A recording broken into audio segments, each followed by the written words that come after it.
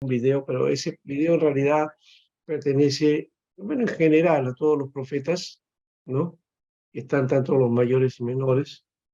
Es el único video que he visto, que conozco, de repente hay otro por ahí, que habla acerca de los profetas y la intervención de ellos en Israel, ¿no?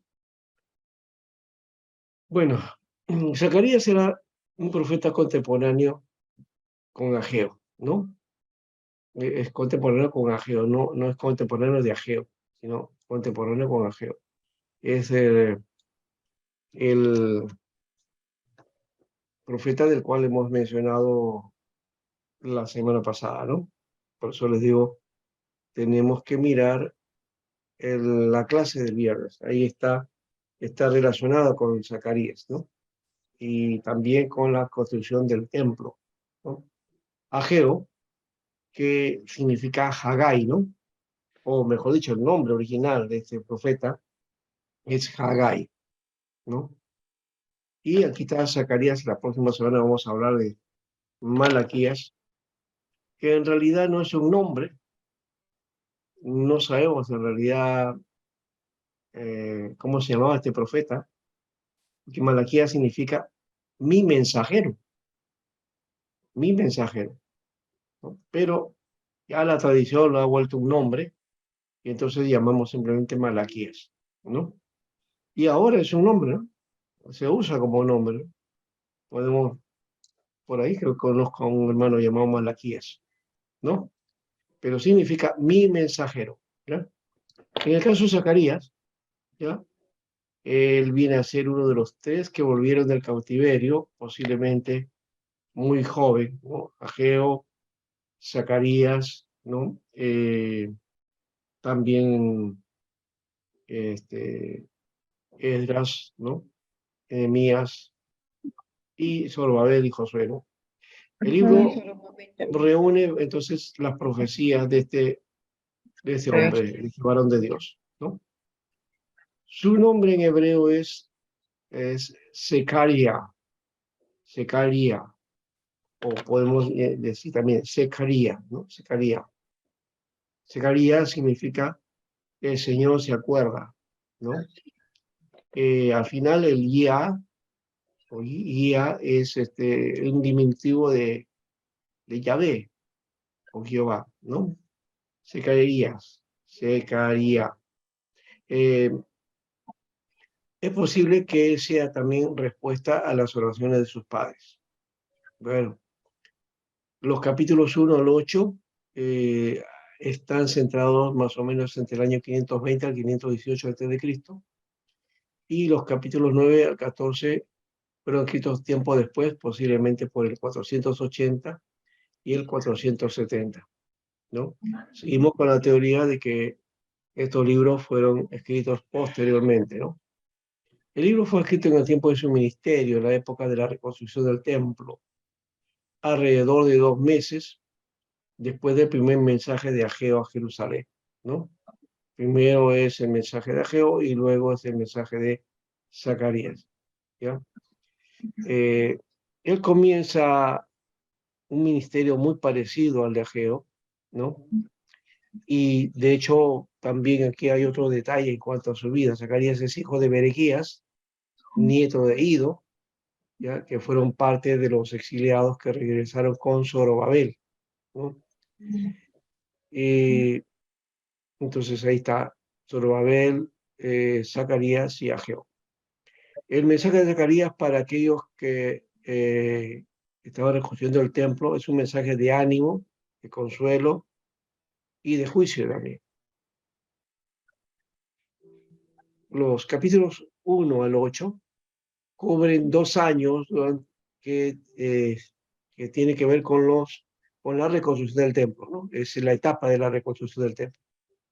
Y los capítulos 9 al 14 son más o menos 10 años de historia y están, digamos, dentro del contexto posterior al templo, es decir, cuando ya el templo estaba completado, ¿no? Hace mucho énfasis en las visiones como medio de comunicación divina. Eso sí, se le ha llamado a Zacarías el profeta visionario, ¿no? Hay muchas visiones y hay también visiones que hay que interpretar, ¿no? Al estilo apocalíptico o al estilo de Apocalipsis, ¿no? O sea, al estilo de la revelación, ¿no? De hecho que Juan cuando recibe el mensaje del Apocalipsis, mucho de su lenguaje tiene que ver con Zacarías, ¿no? Con el mensaje de Zacarías. Otra cosa más es que predice la destrucción de los imperios gentiles, ¿no? Algo que está pendiente también. Recuerden que Dios utilizó estos gentiles, pero también muchos se sobrepasaron, como el caso de Asiria, ¿no? El juicio también sobre el judaísmo apóstata por su rechazo de Cristo. Bueno, es su rechazo en realidad a la ley, pero también posteriormente una profecía sobre ese rechazo a Jesús que fue en el primer siglo, ¿no? Por otro lado, es la limpieza, la restauración y gloria y la prosperidad futura de Jerusalén, una profecía que se plantea para el tiempo final. Dios preservará a su remanente de todas las potencias mundiales que las oprimen y amenaza con extinguirla. Los imperios serán destruidos, pero Israel logrará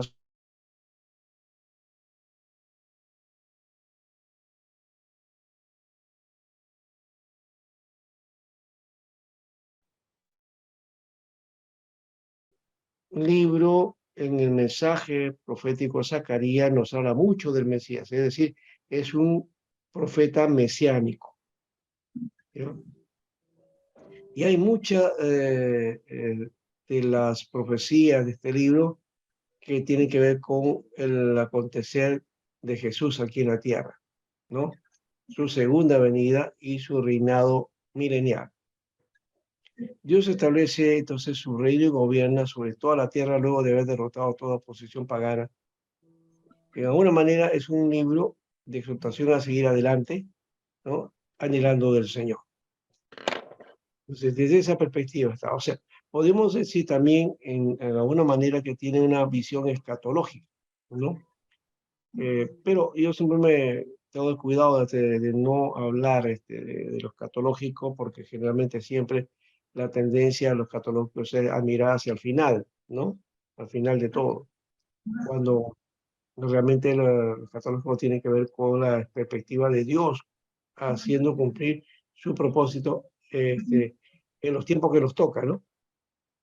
Cada uno tiene su escatología, su final, ¿no? Estamos en tiempos difíciles, como también en la época de Zacarías estaban en tiempos también difíciles, ¿no? El mensaje de Zacarías entonces da una serie de visiones nocturnas que ofrece consuelo al pueblo de Dios al reconstruir el templo, ¿no? El templo, ya lo hemos dicho, es el centro de la vida espiritual de la nación, ¿no? El centro de la vida espiritual. Por lo tanto, el haber reconstruido el templo es la reconstrucción también de la vida espiritual, ¿no? De todo lo que significa eso para Israel, ¿no? Y volver entonces al templo, pero también a la ley y a todo aquello que establece la Torah, ¿no? Y hay también juicio sobre personas y naciones desobedientes, ¿no? Eso es lo que se ve en estas visiones. Zacarías entonces se une a Ageo, exhortando al pueblo a finalizar la construcción del templo, que llevan a cabo en alrededor de 4 años, ¿no? 4 años duró más o menos la reconstrucción de ese templo. Los anima a caminar más cerca de Dios y a ser más obedientes. Esto es una alerta muy importante también en medio de eso. La devoción del pueblo también a la tarea aumenta cuando finalmente se dan cuenta de que la gloria de Dios no puede regresar al templo, y si el templo no existe, ¿no? No habría entonces la gloria de Dios. Así que la profecía de Zacarías sobre el Mesías, su carácter mesiánico, incluyen, por ejemplo, en el capítulo 6, esta figura del renuevo de justicia. El renuevo de justicia. En nosotros los evangélicos, en la teología evangélica hemos reducido justicia a la justificación nada más, pero justicia está hablando en todo sentido general, ¿no? Esa justicia de Dios que también implica aspectos sociales, aspectos humanos, aspectos de dignidad, ¿no?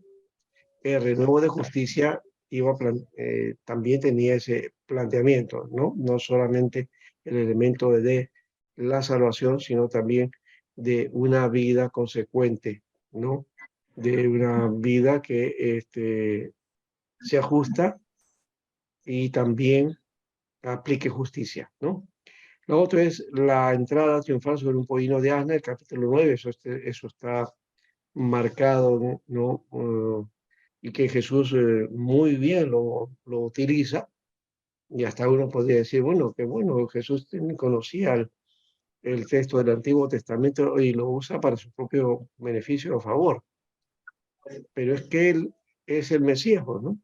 ¿No? Por lo menos, no porque él buscó estos aspectos, sino porque está escrito en la palabra como reafirmación de eso, ¿no? La marca del Mesías.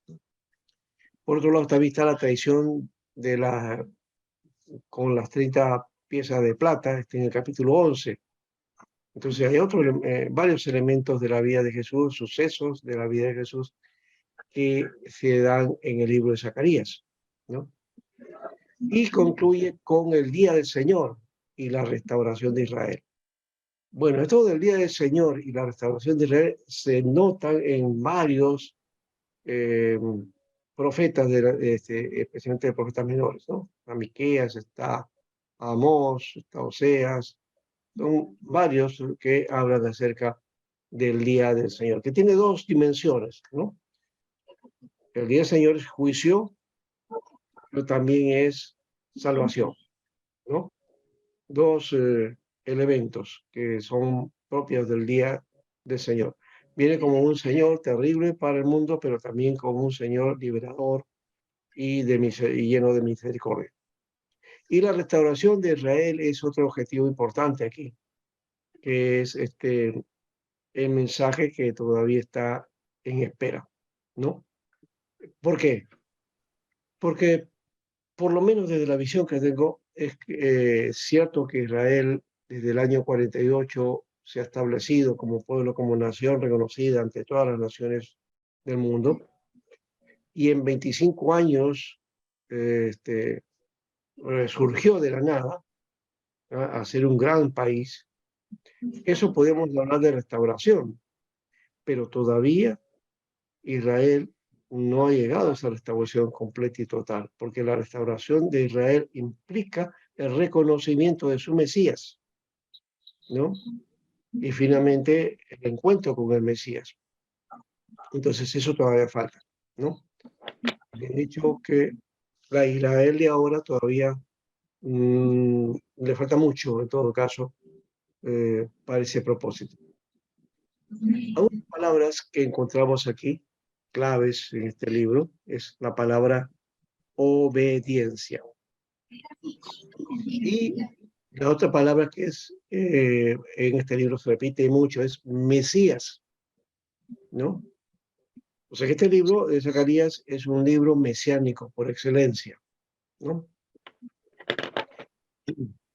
Zacarías entonces hace saber a la nación que las bendiciones futuras están condicionadas a la obediencia del pueblo de Dios a su palabra, ¿no? Ahora, de hecho, que cuando hablamos de condicionadas, pareciera que entonces simplemente con obedecer ya tenemos las bendiciones, ¿no?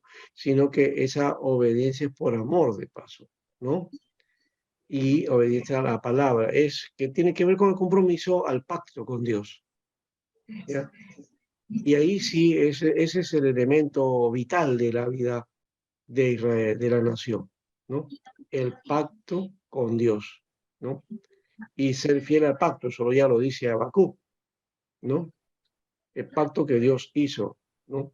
Que ya mencionamos, creo, en su momento en Habacuc, cuando dice, el justo por su fidelidad vivirá.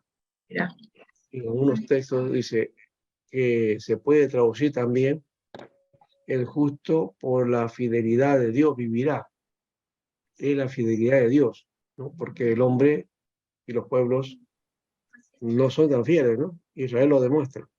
Israel no fue fiel, ¿no? Bueno, ahí también Pastor, hay un debate, sería, ¿no? pastor, La iglesia es fiel o no es fiel. Sí, pastor, no todos los profetas menores son mesiánicos. no, no todos, no todos. Los recuentos, podemos hacer de repente un recuento de ellos y ahí encontramos los que hablan del Mesías, ¿no? Especialmente los que vienen después de la, ¿cómo se llama? De la De la deportación. cautividad, ¿no? Ya recién ellos son los que van a hablar acerca del Mesías, ¿no? Yes. Porque el concepto mesiánico aparece en el tercer siglo antes de Cristo, más o menos, ¿ya? Esa concepción mesiánica que después aparece en el primer siglo antes de Cristo y luego va a ser esa tendencia que va a tener la Israel posterior, ¿no? Y el judaísmo moderno, esa concepción es reciente, ¿no? No es de la época de David, no es de la época de Salomón, no es de la época de los reyes, ¿no? Es después de la cautividad que aparece ese concepto del Mesías, ¿no? Y dentro de la historia, y por eso aparece la figura de los macabeos que vendrían a ser también el caso de Judas Macabeo, un Mesías, ¿no? Liberador que lucha por digamos, contra el dominio de los sirios que querían helenizar a Israel, quitarles todas sus tradiciones y su religión, y él enfrenta esa situación. Entonces se considera para el pueblo a Judas Macabeo como un liberador, ¿no? Un Mesías, ¿no? Y en el primer siglo había mucha tendencia a eso, había muchos liberadores, no solamente fue Jesús. Por eso que está la cosa bastante un poco regresada, porque Jesús mismo habla de eso, ¿no? Había un tal Judas Tadeo bueno, otros personajes ahí que se levantaron en su momento, pero que luego fueron aplacados, ¿no? Bien. En cuanto a Jesús, pareciera que hubiera sido eso también, que con su muerte ya se desaparecía todo, pero ahí hubo la equivocación de Israel. ¿Por qué? Porque cuando él muere, él resucita y ahí es donde empieza recién toda la tarea y también ese impacto que iba a hacer a Israel, ¿no?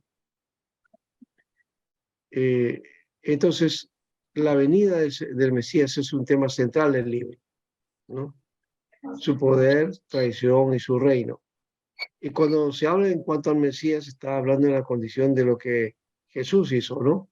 Porque este libro, mucho de las profecías que hay aquí están reveladas en la vida de Jesús, ¿no?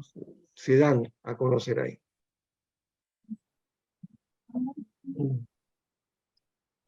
Ya, Yamir, se nos va. Ve al final el video en todo caso. Ya.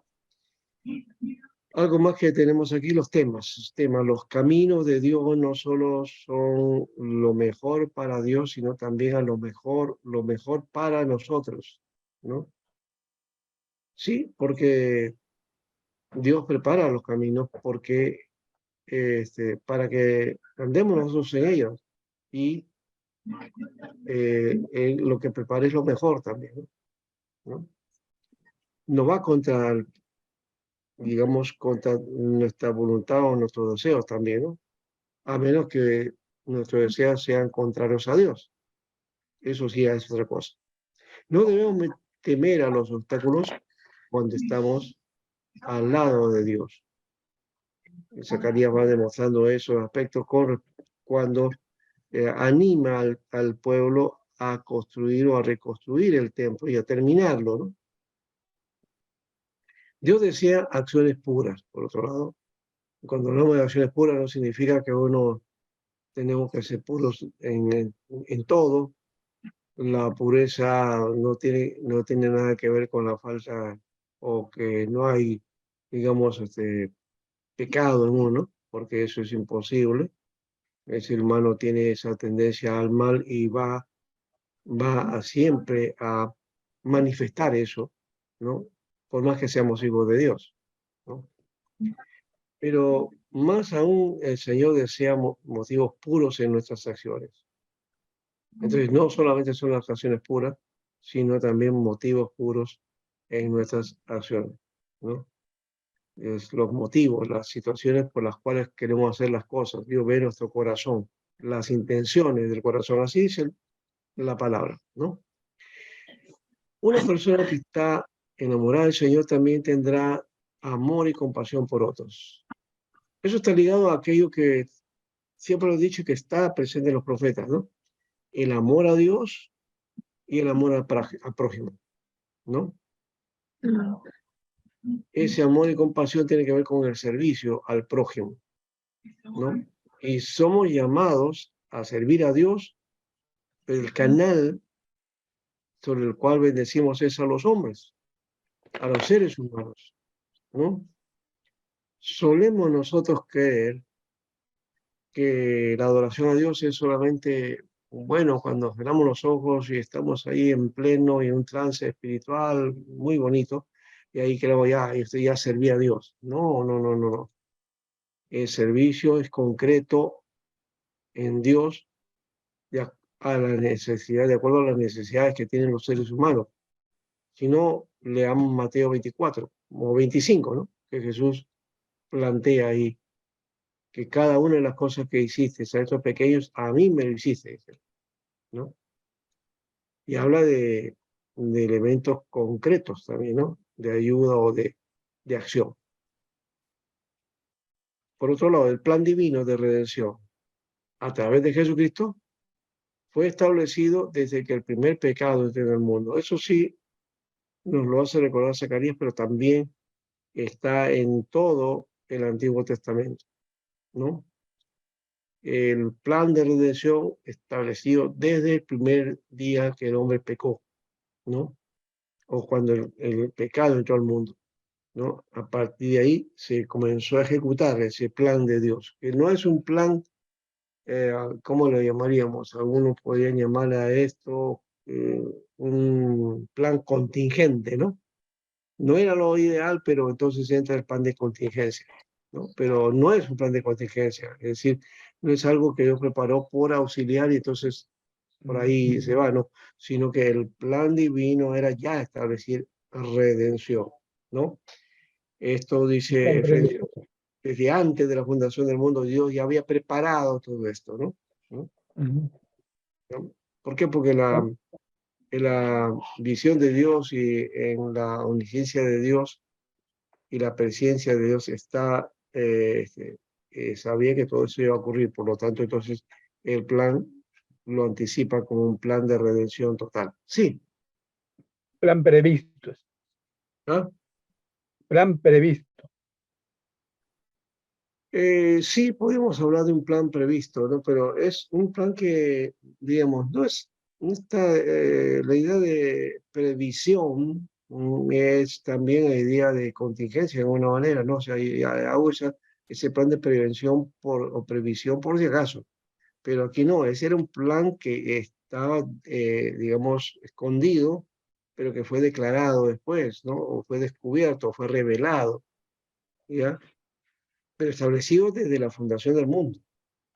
O sea que el plan no fue porque, ya no me pegó entonces Dios, ahora ¿qué hacemos? Ya, bueno, hagamos este plan B, ¿no?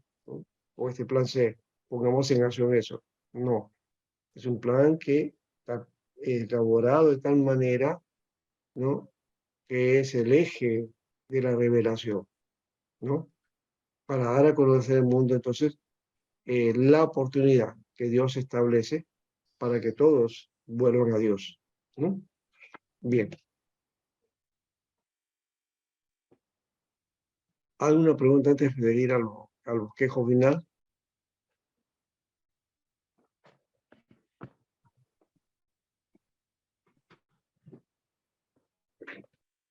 Y luego creo que nos va a dar tiempo para, en todo caso, para ver no toda la película, pero parte de ella. ¿Ya? ¿Les parece? Entonces vamos a Ya, vamos a ir acá. Al profeta del libro, o el bosquejo del libro de Zacarías, ¿no? En dos partes está el bosquejo aquí, presentado de esta manera. Mensajes durante la construcción del templo, capítulo 1, del 1 al 8, al versículo 23. Hay tres mensajes. El primer mensaje es llamado al arrepentimiento nacional, ¿no? Segundo mensaje, las 8 visiones, ¿no? Ahí son 8 visiones que se dan en esta parte del libro. Y el tercer mensaje es el ayuno, ¿no? Que también es un elemento importante que Israel practicaba y que pasa también a la iglesia. Segundo, la segunda parte es los mensajes después de la construcción del templo. Capítulo 9, 1 al capítulo 14, versículo 21. Dos cosas que aparece en esta parte. La profecía contra Hadrach, el ungido rey rechazado, pero triunfante, ¿no? Que da la semejanza también del rey rechazado, que fue Jesús. Y lo otro es la profecía acerca de Israel, acerca del rey rechazado, ¿no? Y ese rey rechazado por Israel, ya saben quién es, para nosotros por lo menos, es Jesús, ¿no? Al cual rechazaron los judíos porque no creían que él sería el rey de los judíos. Por eso, de alguna manera despectiva, ¿no? De burla, Pilato manda poner ese letrero, ¿no? Jesús de Nazaret, el rey de los judíos, ¿no? Para burla de los judíos. Bueno, ya, ahí terminamos. No sé si quieren participar antes, si no, vamos a mirar entonces, o a visionar, como dicen ahora, ¿no? No me gusta esa palabra, pero bueno, a ver el video, ¿no? Ver mejor es la palabra adecuada, me parece. Vamos a por aquí, aquí en el disco, y vamos a las películas, a ver si por aquí está esa película. Vamos a ver. La vamos a. Ya la tengo, si no, vamos al YouTube y no hay problema. Zacarías. Sí, ¿qué dice usted que Zacarías? A ver.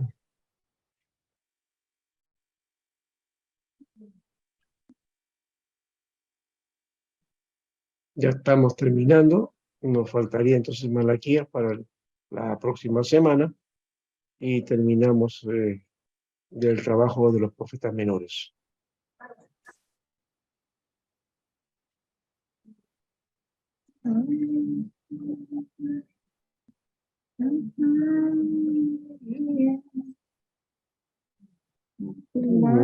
Sé que alguien está cantando.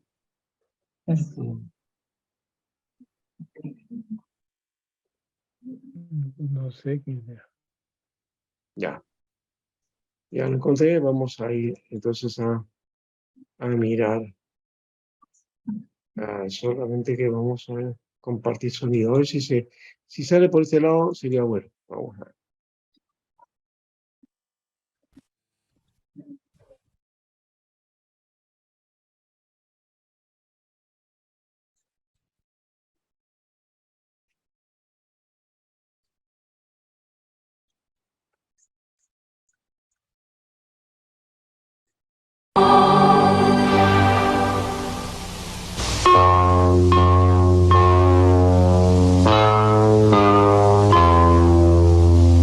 Los profetas.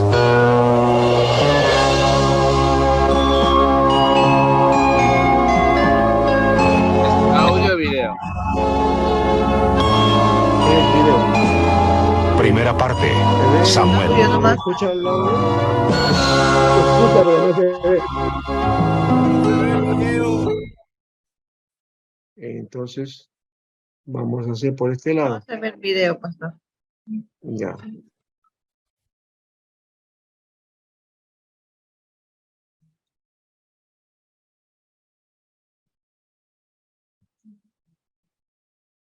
Ahora sí, creo que aquí sí vamos a ver.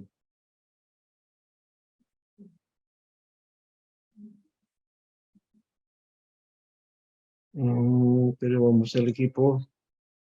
Voy a tener que dar toda la vuelta de nuevo, hacer la misma operación, pero vamos a llegar al mismo sitio. Poquito nomás, pero vamos a, con paciencia.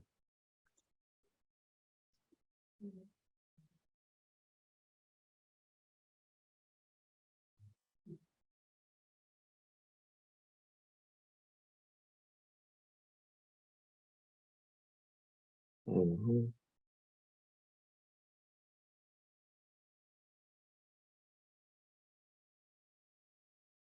Bueno, que no aparece por acá. Vamos a ver.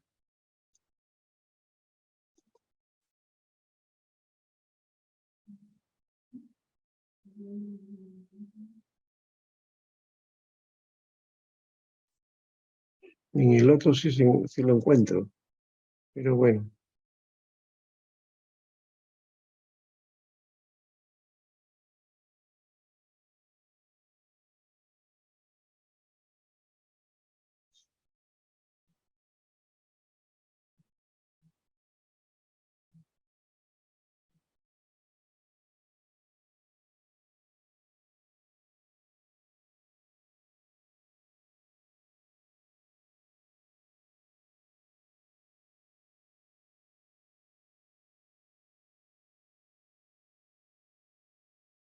Bueno, no importa, vamos a...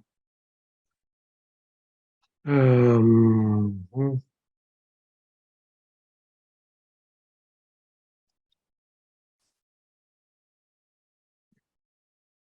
vamos por este lado, vamos a utilizar este de aquí, ¿vio?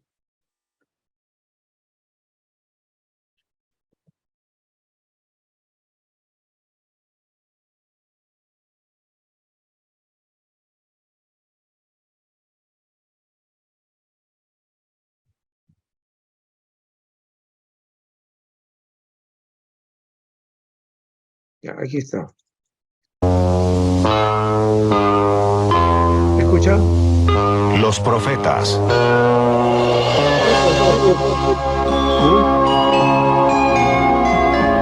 ¿Se ve también? ¿Sí? Primera parte. Samuel. Vamos a pasar el Samuel. Jóvenes, Vamos a ver, acá están todos. Muy bien, perfecto. Vamos a ir. sácame la espada. Si mi padre los castigó con azotes, yo habré de castigarlos con latigazos. ¿Y qué Sí, tenemos Salomón. que ver con David? Enojar un poco de... La profecía de Elías se cumplió. Vive Dios a quien yo sirvo.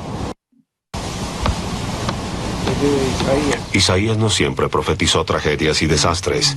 Tanto él como su contemporáneo, el profeta Miquea, predijeron la venida del Mesías, de una forma que después fue confirmada en el Nuevo Testamento.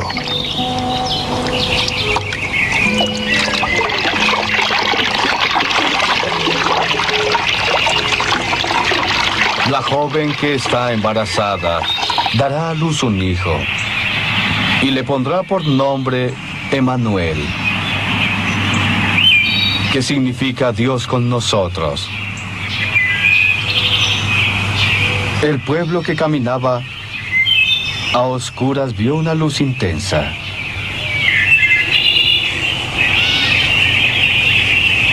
Los que habitaban un país de sombra se inundaron de luz. Porque un niño nos ha nacido, nos han traído un hijo. Entonces el lobo y el cordero irán juntos.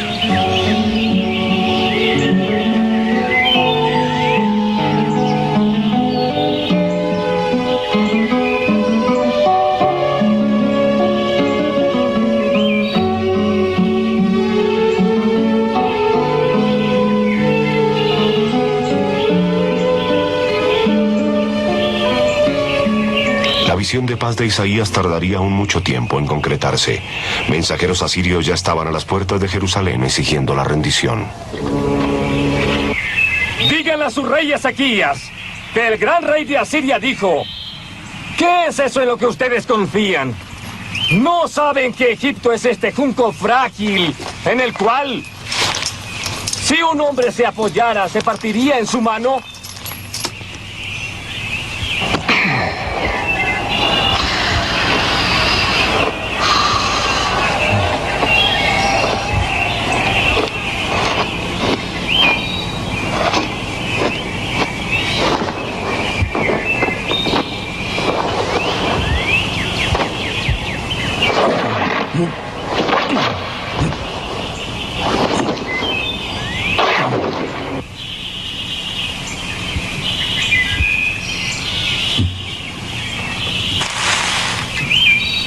Señor de los ejércitos, Dios de Israel, tú que creaste el cielo y la tierra, el rey de Asiria destruirá todas las naciones. Oh Señor, ahora tú, nuestro Dios, sálvanos de sus manos. Que todos los reinos del mundo sepan que tú eres el único Dios.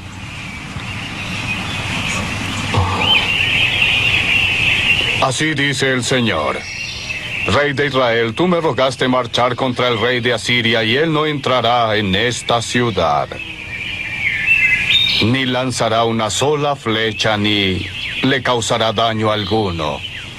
Por el camino que vino volverá, y no podrá entrar en esta ciudad. Yo, oráculo del Señor, la defenderé, por mi propio nombre, y en nombre de mi siervo David, así dice el Señor. He oído lo que me pides acerca de Sennacherib. Esta es la sentencia que el Señor pronuncia. A la mañana siguiente, Jerusalén estaba salvada. 185,000 soldados asirios habían huido al ser atacados por una plaga. Preparen el camino para el Señor y tracen una línea recta, una vía en el desierto para nuestro Dios.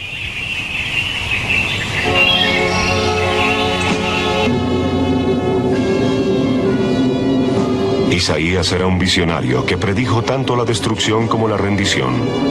Sin embargo, la voz clamando en el desierto sería escuchada después de muchos años de espera.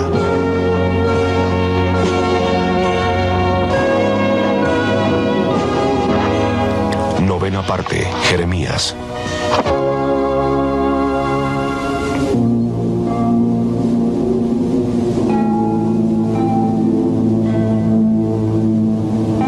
Jeremías fue uno de los primeros en profetizar la total destrucción de Jerusalén y la ruina del primer templo. Él vivió lo suficiente para presenciarlo todo.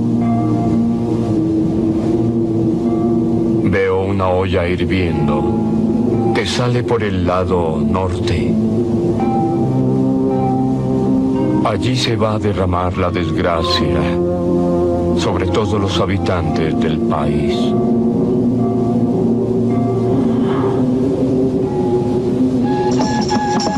Jerusalén estaba en peligro. Se encontraba al norte de la poderosa Babilonia que esperaba atacar.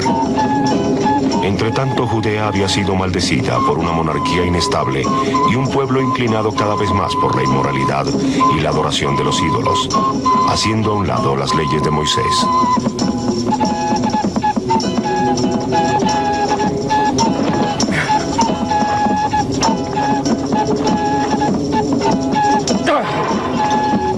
Así habla el Señor mi Dios. Del mismo modo quebraré este pueblo como alguien quiebra un recipiente de barro y no podrá ser nunca más reconstruido, ¿lo entienden? Las personas serán enterradas en un lugar llamado Tophet. Los guardias del templo ordenaron castigar a Jeremías por sus profecías, pues ellas instigaban a la disidencia contra el poder establecido.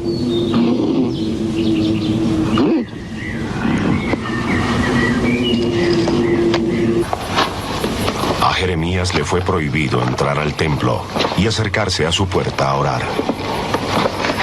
Fue entonces que el Señor lo instruyó para que escribiera sus profecías sobre el desastre que aguardaba a la nación si ésta no iba a corregir sus faltas. A esto tal vez se le podría llamar el primer periódico subversivo. Jeremías insistía para que sus voces de alerta fueran oídas por el mayor número posible de personas. Lee al pueblo lo que yo te dicté. Luego aquello que él escribía cayó en manos del rey Jehoiakim.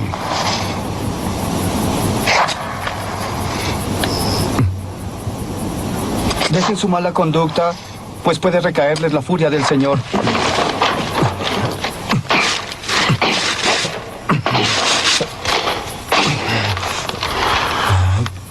Detengamos al que escribe. Jeremías, el profeta. Afortunadamente Jeremías tenía algunos amigos en la corte. Ahora Babilonia había finalmente atacado por el norte y Jeremías rogaba por la rendición, pues el único resultado de una resistencia armada frente a un invasor de tal porte sería la destrucción total. Optó entonces por mostrar el peligro de una forma suya particular en las calles y los mercados.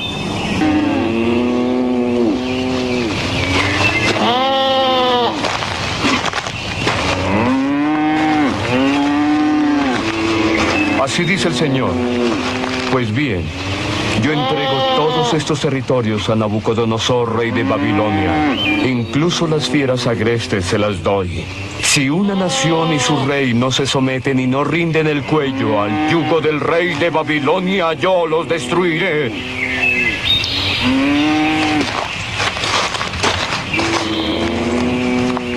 Los avisos de Jeremías no fueron oídos. Jerusalén sucumbió a la conquista babilónica. Las riquezas del templo fueron saqueadas por el invasor. El rey intentó rebelarse contra los nuevos conquistadores. Ananías era uno de aquellos falsos profetas contra quien Jeremías siempre los había alertado.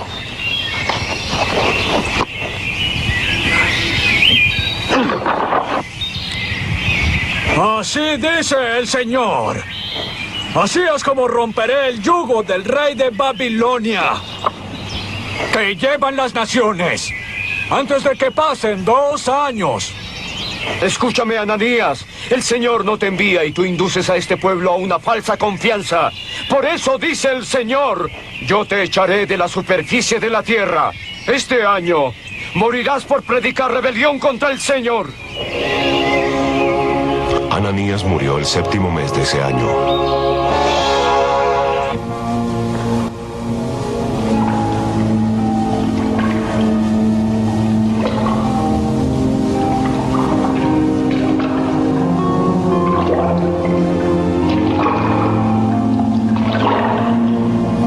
Jerusalén estaba ahora virtualmente rodeada por ejércitos invasores.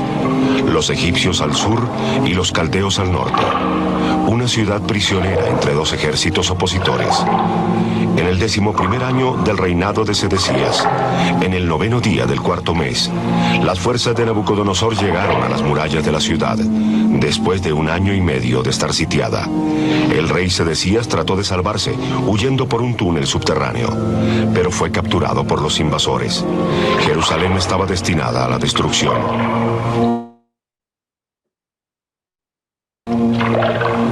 La ciudad estaba en ruinas, como Jeremías había profetizado. Su pueblo fue desterrado en lo que hoy llamamos el exilio babilónico. Sin embargo, el invasor, quizá porque había escuchado sus sermones, fue gentil con Jeremías.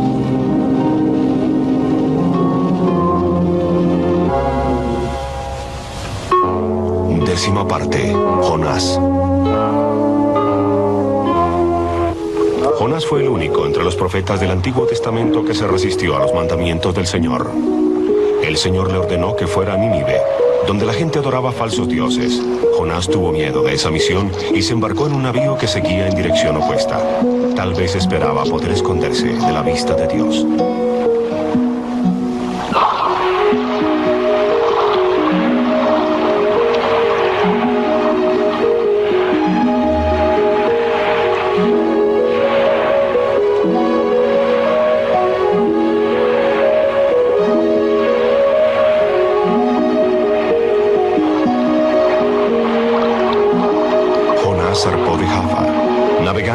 dirección a lugares distantes, pero la mano del Señor se extendió para alcanzarlo.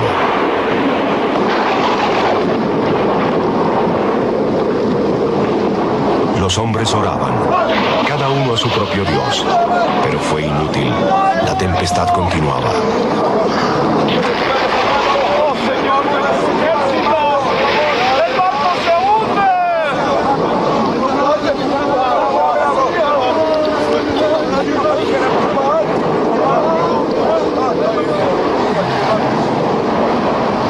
Tómenme en vilo y arrójenme al mar, y este se les calmará. Sé que por mi culpa les sobrevino esta furiosa tormenta. ¡Oh, Señor! ¡Que no perezcamos por este hombre! ¡No nos culpes por su sangre inocente! ¡Escúchanos!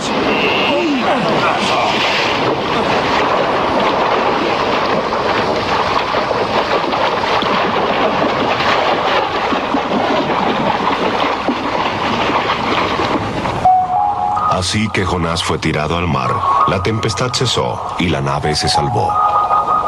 Jonás fue tragado por un pez gigante y estuvo en su barriga por 3 días y 3 noches. Fue solamente en cuanto Jonás clamó al nombre del Señor que fue vomitado por el pez y arrojado en tierra firme.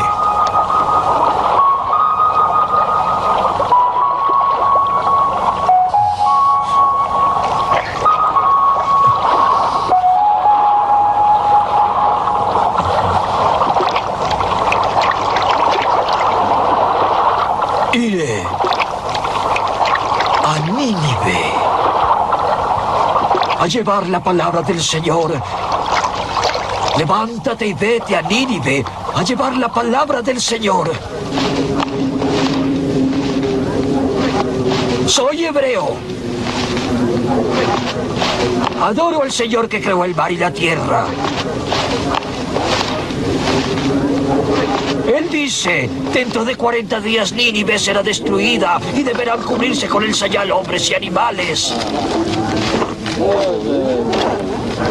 Y todos clamarán a Dios fervientemente, que cada cual se convierta de su mala vida y de sus acciones violentas para ver si Dios se arrepiente y cesa el incendio de su ira, y así no pereceremos.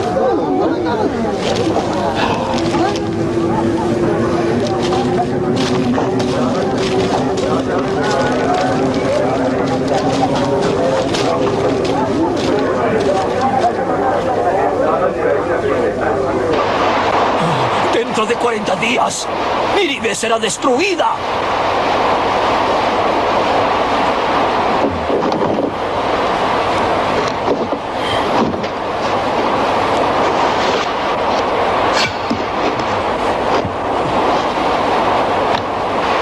¿Quién puede decirlo? Dios puede cambiar de parecer y arrepentirse y apagar el ardor de su ira y que nos deje vivir.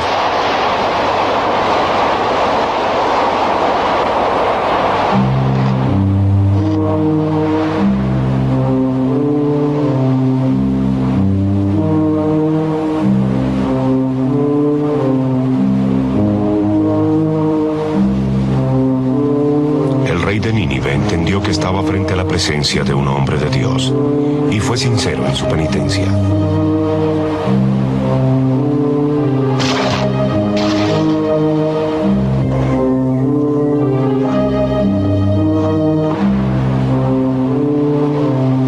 Oh, mi Señor, ¿no fue esto lo que ordenaste cuando estaba en mi tierra? Por eso oí a Tarsis.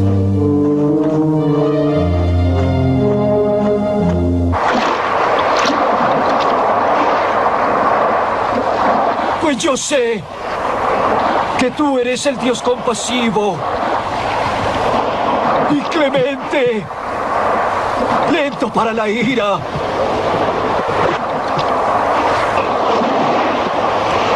que echas atrás las amenazas. Es mejor estar muerto que vivo.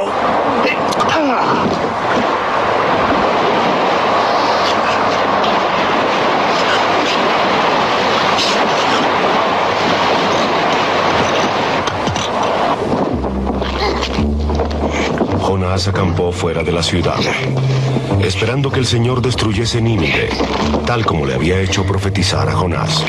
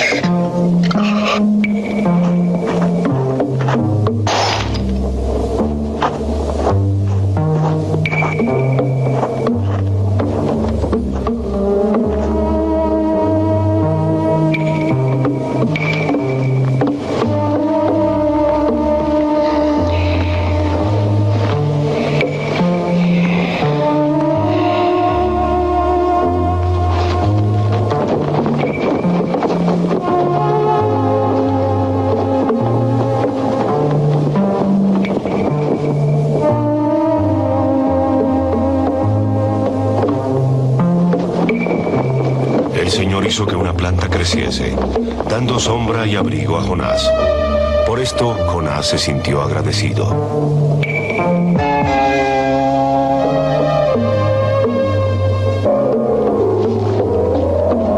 El Señor envió un insecto que devoró esa planta y un viento seco del este que impidió florecer a la planta.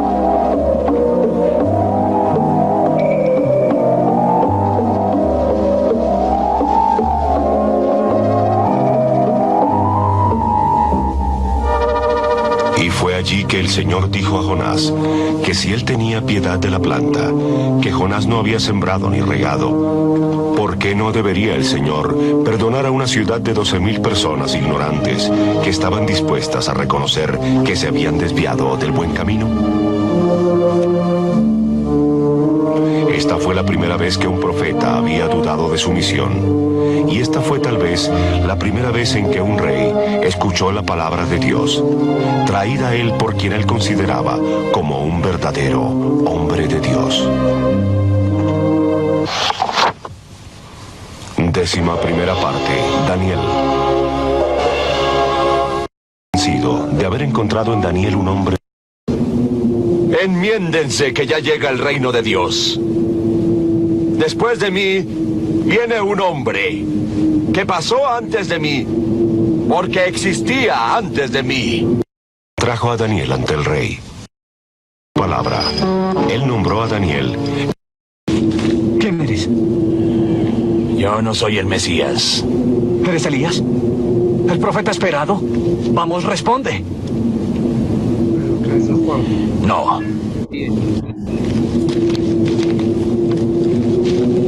Dinos, ¿tú quién eres? Necesitamos una clara respuesta.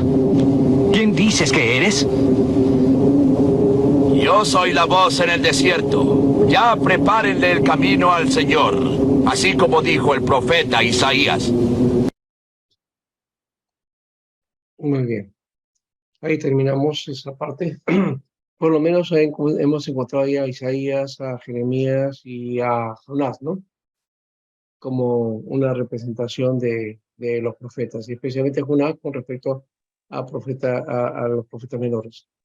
Y una referencia a Miqueas, ¿no?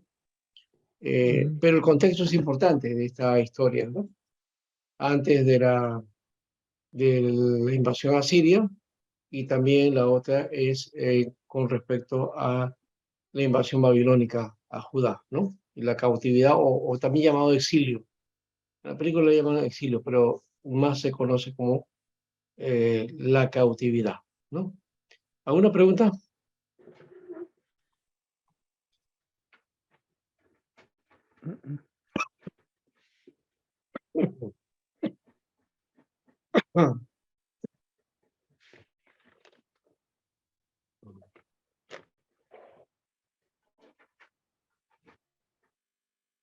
Bastante interesante, pastor. Ya tengo descargado para volverlo a ver.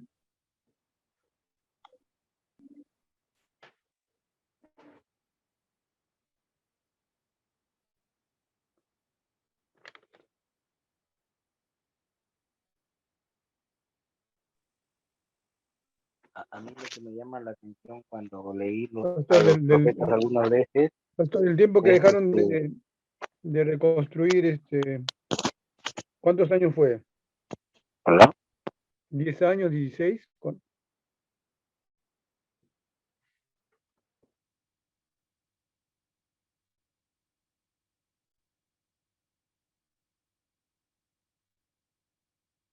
¿Qué pasó?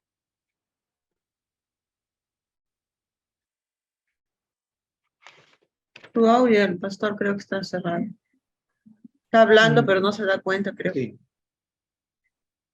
Decía, son 16 años, pero el asunto no está en la cantidad de años, sino en la actitud del pueblo, ¿no? Que había dejado su vida espiritual, o sea, se había alejado de alguna manera. Es lo que llamamos en términos evangélicos, se había enfriado, ¿no? Los demás están con los intereses propios de su seguridad, ¿no? El cuidado de sus bienes, ¿no? Y el interés por tener, pues, por lo menos una casa en buenas condiciones y todo eso, ¿no? O sea, el interés material, ¿no? Y la vida espiritual, que significaba el templo, estaba destruido. Y eso ya significaba, ¿qué cosa? Descuido de la nación, descuido espiritual, ¿no? Entonces, para Israel, la restauración del templo, entonces figuraba como el resurgir de la vida espiritual, ¿no? Entonces, ese es el significado de tener templo, ¿ya? Ya lo demás sí se da los ritos, el culto, el proceso religioso, es otro elemento, pero básicamente es eso, ¿no? El símbolo, lo que simboliza el templo, ¿no? Para Israel, para Jerusalén. Sí, también, pastor, también podemos resaltar ahí que a través de la misericordia de Dios, él mismo tuvo que apartar y levantar a su pueblo, porque él dijo que yo pondré un nuevo espíritu y los levantaré, ¿no? Sí, claro, eso también es mensaje profético de los profetas menores, sí, sí. Y a la respuesta ya más concreta de lo que estaba mencionando nuestro hermano con respecto a esto de que Israel había sido solamente para cumplir la ley, ¿no? Y la búsqueda de Dios, la consagración. En realidad no debemos olvidar aquello que Dios le dijo a Abraham, ¿no? En ti serán benditas todas las naciones. ¿Solamente se refería a Abraham? No, a todas. A todos sus descendientes. Lo mismo que le dijo Dios en la visión que tuvo Pedro, bueno, cuando estaba por ir a ver al centurión. Ya. Ahí le hizo Claro. una visión de simbologías que podía comer diferentes carnes. Entonces, dijo que tienes que aceptar a todo, algo así. Claro, pero en este caso Israel entonces tenía que ser de testimonio al mundo, a los pueblos. Eso no cumplió. Ahí está el dolor de Israel. Y luego su apartamiento de Dios también. Y por ende del apartamiento de la ley, ¿no? Eso podríamos decir, pastor, perdón, que al pueblo de Israel le entró algo así como una cierta soberbia prácticamente. De alguna manera sí. Jeremías nos muestra, ¿se acuerdan cuando estuvimos Jeremías? Hay un pasaje donde dice, templo de Jehová es esto, templo del Señor es esto. O sea, el lugar donde está la presencia de Dios, aquí está eso. ¿Y qué nos preocupamos? Dice, ¿no? ¿Por qué vamos a hacer caso a Jeremías? No, aquí está Dios, aquí está el lugar, dice, ¿no? Este es el lugar donde Dios ha escogido. No, había una soberbia religiosa, ¿no? Pero se habían apartado, ¿no? De su condición espiritual, ¿no? Y de la ley. Esa es una de las situaciones de crisis que tuvo Israel. Y lo otro es que al apartarse de Dios, se iba tras los otros dioses, ¿no? Sí, pues cayeron en muchas idolatrías. En la idolatría. Y eso fue digamos, la destrucción para Israel, ¿no? Y los profetas tratan de plantear estos aspectos también, ¿no? O los profetas menores también, de alguna manera, pero que está dentro de estos sucesos, ¿no? Lo de la invasión asiria y la invasión babilónica, ¿no? Son dos Babilónica. elementos que está ahí, sí. Eso hay que tomarlo en cuenta, ¿no? En Dos esta historia. imperios. Sí, Claro. debe estar como algo recurrente y como quizás una cuestión nuestra en la historia que debería estar presente siempre, ¿no? Por algo está en la Biblia, por algo está en la Biblia, Claro. ¿no? Porque sí, el Eso actual, tendríamos, ¿sí? más que nada para mí, pastor, no lo podía entender en qué tiempo habían actuado estos profetas menores. Y pues viendo ahora, leyendo todo el libro que nos ha dejado para leer, vemos que tenían una actuación en ser usados con Dios en el tiempo del preexilio, en el imperio asirio, ¿no? Ajá, sí. Y luego dentro del exilio, donde he visto pues que también tiene ahí una función Daniel y Ezequiel, Claro, de ¿no? los profetas mayores que hemos visto. Sí, ¿no? ajá, de esos profetas mayores están dentro del exilio, pastor, Sí, sí, en el sí. imperio babilónico. Sí. Y parte de los profetas menores está en el claro. post, ¿no? ¿Ah? Nehemías, Ageo, Esdras, Zacarías, Abdías, Ageo, Malaquías, Zacarías, Malaquías, todos ellos están post-exilio, después. ya en el imperio persa. Claro, en la época del Así imperio no. persa, sí, exacto. Ya estamos. Muy bien, creo que la historia ya la tienen clara entonces, ¿no? Asiria, Babilonia y Persia, ¿no? Persia, Que son los que... No hay que olvidarse de Persia también, sí, tiene razón en ese aspecto también. Y en ese imperio, dentro del imperio persa, del post-exilio, se construye el templo de Jerusalén. Así es. ¿No? Con Zacarías, Nehemías y Ageo. Más sí, Zorobabel. Y Zorobabel y Josué, ¿no? Ahora, Ajá, más Josué. Pero, y Esdras y Nehemías también con el aspecto del muro, construcción del muro, y con la continuidad de los muros. Y la vuelta a la ley, ¿no? Ajá. Con la lectura de la ley, ¿no? Ese es un elemento importante. O sea, todo ese elemento ya nos prefigura la vida espiritual de la nación, ¿no? Sí. Restaurada. Y por otro lado, eso va a llevar digamos, a la formación del judaísmo del primer siglo, por decir alguna cosa, porque no podemos hablar del judaísmo propiamente en el primer siglo, tampoco en el cuarto, o sea, no, la religión hebrea simplemente, ¿no? O la religión en el preexilio o en el posexilio o en la cautividad. Son varios elementos que van a unir y van a mezclar, ¿no? Cuando vienen de Persia, ya vienen con algunas nociones y eso lo van a traer a la construcción de la religión judía, ¿no? Pero el judaísmo moderno, por ejemplo, eso ya viene con el Talmud, ¿no es cierto?, con los libros posteriores, ¿no?, que se van dando después de Cristo, ¿no?, 150, 250 años después. Entonces, eso va a ser de fondo, de base para lo que ahora se llama judaísmo, ¿ya? Pero algunos proponen esta teoría de que no hubo religión judía o religión o el judaísmo como religión no existió en el primer siglo, ¿no? Solamente la religión hebrea, simplemente, ¿no? Y que tiene varias aristas pues, también, ¿no? Entonces, el judaísmo de ahora es diferente. El cristianismo, ¿no? Sí, el judaísmo de ahora es diferente al judaísmo del primer siglo de la época de Jesús, ¿no? Se ha ido transformando, pues, ¿no? Se ha ido transformando. Pero la del primer siglo es el resultado de todo el proceso después de la cautividad. Por ejemplo, el hecho de los fariseos,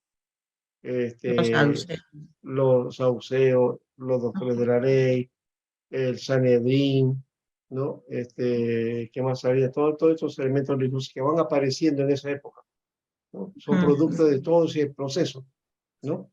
Y que Jesús va a hacer digamos, su tarea, su ministerio va a ser en medio de ellos, ¿no? En medio de esa propuesta religiosa. Sí. Bien, Bien, pastor, muchas gracias. ya. Y vamos terminando ya. Creo que estamos puestos de exacto, nos calzó el tiempo. Aunque hemos empezado un poquito tarde, ¿no? Bueno, tenemos la última clase entonces el próximo martes, ¿ya? Con esta ya terminamos. Y lo que sí quiero es que los que no han estado, porque han sido solamente 4, ¿ya? Y también si quieren los 4 pueden repasar. Entonces, vean el video del viernes, ¿no? Sobre Ageo, ¿ya? Y al primer momento les voy a dar una tarea, o si no están ahí, lo hago al final, en todo caso, ¿ya? Para repasar esa propuesta, que está unida a Zacarías, si se dan cuenta, ¿no? ¿Ya? Y luego entonces pasamos a Malaquías y algunos aspectos que tenemos que hablar del contexto bueno, que ya lo he mencionado de alguna manera, y lo ha resumido, ¿no? Teniendo en cuenta estos aspectos políticos, ¿no? De estrategia geopolítica también, ¿no? Porque de hecho que hay mucho de eso, ¿no? Esas movidas, ¿no? De las naciones, los reyes acá, eso que parece simplemente una perspectiva política de la historia, también está en medio de la revelación, ¿no? Es muy hermoso saber que Dios no da la revelación simplemente en el aire, ¿no? O estando en un lugar, en un desierto, tranquilo, y ahí te da la palabra. No, te la da en medio de los acontecimientos mundiales, ¿no? Y no solamente da la palabra ahí, sino que esta palabra tiene que ver con las situaciones mundiales vitales, ¿no? ¿No? Bien lo dice el video cuando habla acerca de Asiria, ¿no? Pues del norte, y Egipto por el sur, ¿no? ¿No? Que presionaba a Judá, ¿no? Pero Judá pues, se consideraba, bueno, vamos a apoyarnos en Egipto. No, también Egipto también tenía intereses, ¿no? De dominar Judá, ¿no? Y bueno, le sale el tiro por la culata al final, ¿no? ¿No? Y los judíos que van de paso, que se escapan, no van a la cautividad y se van a Egipto, finalmente mueren, son destruidos allá, ¿no? Entonces ellos que pensaban que estaban preservando su vida, al final salen siendo destruidos, ¿no? Bueno, así la historia de esto, esta que nos marca entonces que Dios interviene entre las naciones, ¿no? Bien. La pregunta sería, y con eso terminamos, ¿hoy Dios está haciendo lo mismo? ¿Está haciendo lo mismo o no? ¿O que todo lo que pasa en las naciones son simplemente, bueno, asuntos del hombre y Dios nada tiene que ver? Primero porque ya en la revelación ya está hecha. No, no creo que sea así. Los acontecimientos mundiales también marcan el mover del propósito de Dios. Y ahí hay que aplicarle palabra, ¿no? Claro, por ¿No? ejemplo, ahora que se están levantando estos reinos, por ejemplo, que están en guerra, ¿no? Rusia, Ujú. Estados Unidos, China, Ucrania. Ucrania, Ujú. ¿no? Entonces, también debe tener algún propósito bastante.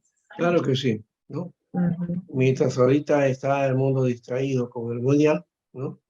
Hay muchas cosas Claro. que están ahí desarrollándose, ¿no? ¿No? Pero en fin, ese es el contraste que tenemos también, ¿no?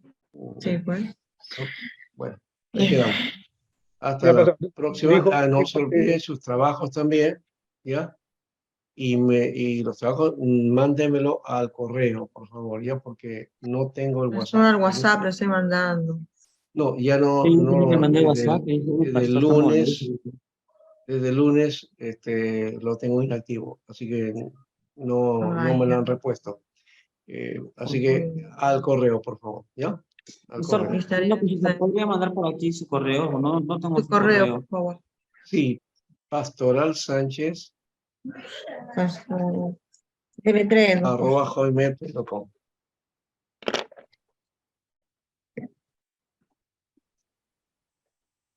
A ver. Pastoral Sánchez, ¿no? Sí, Todo seguido, todo seguido. ya, arroba Hot- hotmail. Hotmail, ¿no? Sí, Hotmail, sí. Ya, También entonces, pastor, Gmail, con lo Así como mismo. le mandé en el chat. Así es.